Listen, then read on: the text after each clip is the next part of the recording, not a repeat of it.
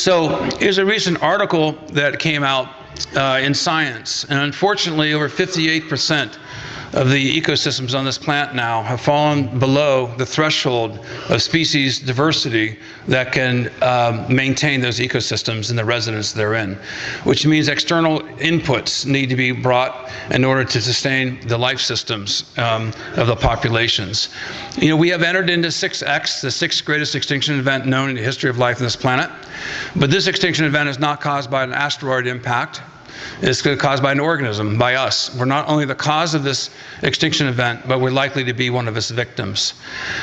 So it's an all-hands-on-deck moment, folks, and we need to have actionable, ecologically rational, and scalable solutions. This is really important. We can't remain philosophers and idealists. We have to have boots on the ground. We have to be able to put into place remedies and solutions that are sustainable that will have a dramatically positive impact. And investing in biodiversity, I think, is absolutely key to this. So this is a representation. This is the actual pictograph from northern Algeria, then re-represented here, of the bee man. It's a bee shaman figure from 5000 BCE, about 7,000 years ago.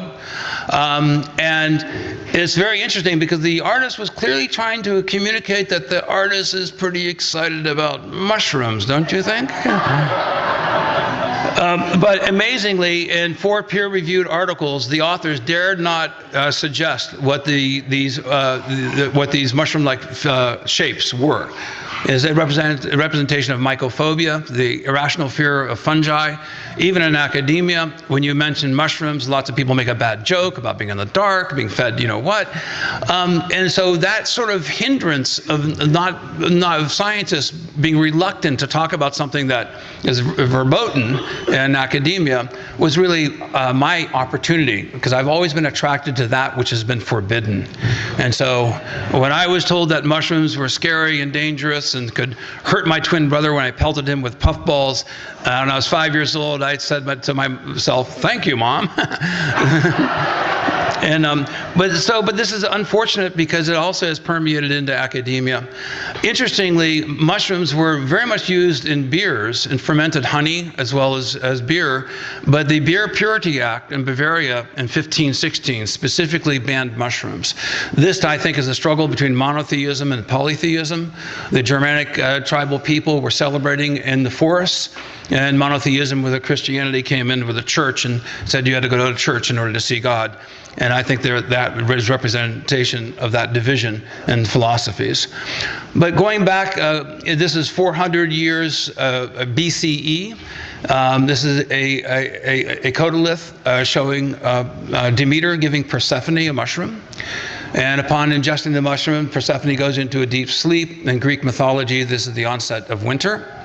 And then upon the spring, she comes from the underworld, from Hades. She comes onto the landscape again, and that is the return of the longer days, sunshine, and the rebirth of plants.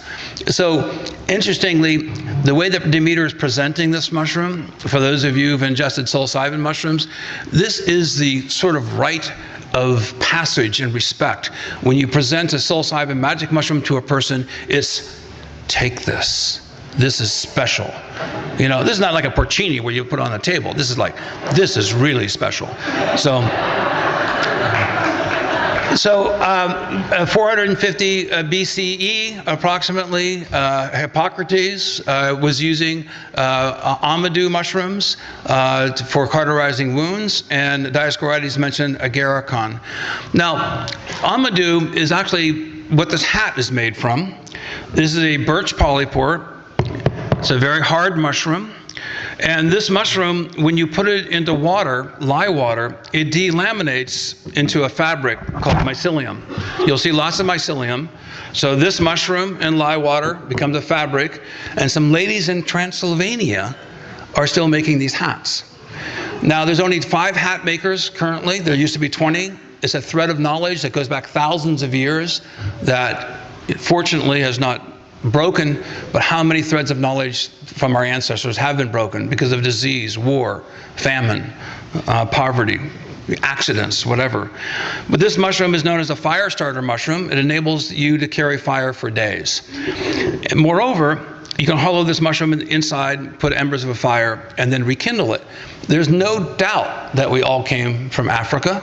We had two migrations in Neanderthals and then Homo sapiens. About 40,000 to 80,000 years ago, there was an amazing enlargement of our prefrontal cortex.